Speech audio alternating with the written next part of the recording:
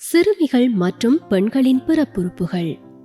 இக்காணொளி Sweden RFSU IPPF நிறுவனத்தின் தயாரிப்பாகும். இலங்கை குடும்ப திட்ட சங்கம் சுதேச மொழிகளில் மொழிபெயர்த்துள்ளது.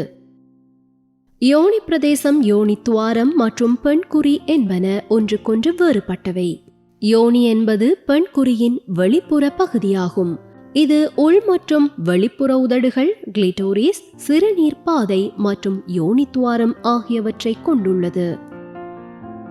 பெண்ணுறுப்பின் உட்புற பகுதியே யோனித்துவாரம் ஆகும்.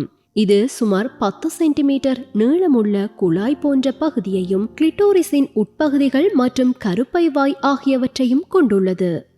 யோனி பகுதி மற்றும் யோனி பாதை குறித்து பேசுவது பொதுவான சமூக வழக்கங்களால் மட்டுப்படுத்தப்பட்டிருப்பதால் பெரும்பாலானவர்களுக்கு அவர்களின் பிறப்புறுப்புகள் பற்றிய போதிய தெளிவு கிடைப்பதில்லை. ஆனால் அதை பற்றி பேசுவதும் தகவல்களை பகிர்வதும் குறித்த சூழ்நிலையை மாற்றும். இளம் பெண்களின் யோனியின் வெளிப்புற உதடுகள் தெளிவாக தென்படுவதுடன் உட்புற உதடுகளை மறைக்கும். நீங்கள் பூப்படையும் போது உங்கள் பிறப்புறுப்புகள் தோற்றத்திலும் நிறத்திலும் மாறக்கூடும். உதாரணமாக, வெளிப்புற பகுதிகளில் முடி வளரும், மேலும் யோனியின் உதடுகள் பெருத்து சற்று கருமையடைகின்றன. யோனியின் உட்புற உதடுகள் ஒன்றோடொன்று தொடுகையுறுகின்றன. கிளிட்டோரிஸ், யோனி துவாரம் மற்றும் சிறுநீர் குழாய் வழி ஆகியவை மூடியிருக்கும். பொதுவாக பாலியல் ரீதியாக தூண்டப்படாத போது அவை சுருங்கியிருக்கும். யோனியின் உதடுகள் நரம்புகளால் நிறைந்துள்ளன. அவை தொடுகையில் கூடுதல் உணர்திறன் கொண்டுள்ளன. சுய இன்பம், அதாவது நீங்கள் உங்கள் பாலியல் இச்சையை சுயமாக திருப்திப்படுத்திக் கொள்ளும் போது உங்கள் பாலியல் உறுப்புகளையோ அல்லது உங்கள் உடலின் பிற பகுதிகளையோ ஸ்பரிசிப்பதை குறிக்கிறது. பாலியல் ரீதியான இன்பத்துக்காகவே பலரும் சுய இன்பம் மேற்கொள்கின்றனர். சுய இன்பம் உடலுக்கு தீங்கு விளைவிப்பதில்லை. இது உங்கள் உடலை அறிந்து கொள்ளவும் உங்களுக்கு பாலியல் இன்பம் அளிக்கக்கூடியவற்றை கண்டறியவும் உதவுகிறது. பாலியல் ரீதியாக தூண்டப்படும் போது பிறப்புறுப்புகள் விரிவடைகின்றன.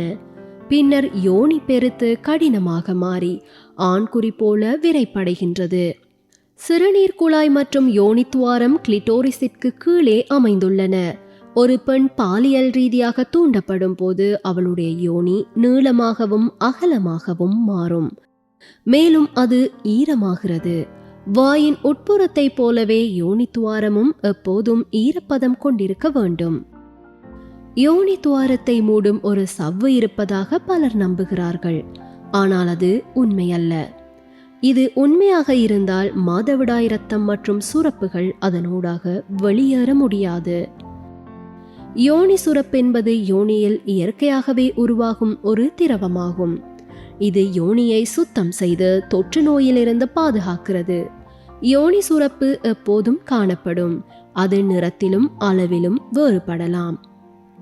பிறப்புறுப்புகளை கழுவும் போது பிறப்புறுப்பின் வெளிப்புற பகுதிகளை மட்டும் வெதுவெதுப்பான நீர் மற்றும் மென்மையான சவர்க்காரம் கொண்டு கழுவுதல் சிறந்தது.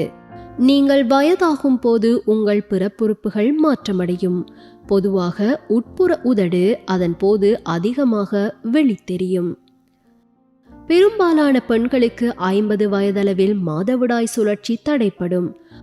அதன்போது மாதவிடாய் முதலில் ஒழுங்கற்றதாக மாறி பின்னர் முற்றாக நின்றுவிடும். சிலருக்கு யோனி சுரப்பு வறண்டு மிகவும் உணர்திறன் மாற்றம் பெறும். உங்கள் பிறப்புறுப்புகள் குறித்த மனக்கவலையோ அல்லது தெளிவு பெற யோசித்தாலோ ஒரு குடும்ப சுகாதாரமாது அல்லது மருத்துவரிடம் கலந்துரையாடலாம். அனைவரும் ஒருவருக்கொருவர் வித்தியாசமானவர்கள். பிறப்புறுப்புகள் வாழ்நாள் முழுவதும் மாற்றமடைகின்றன.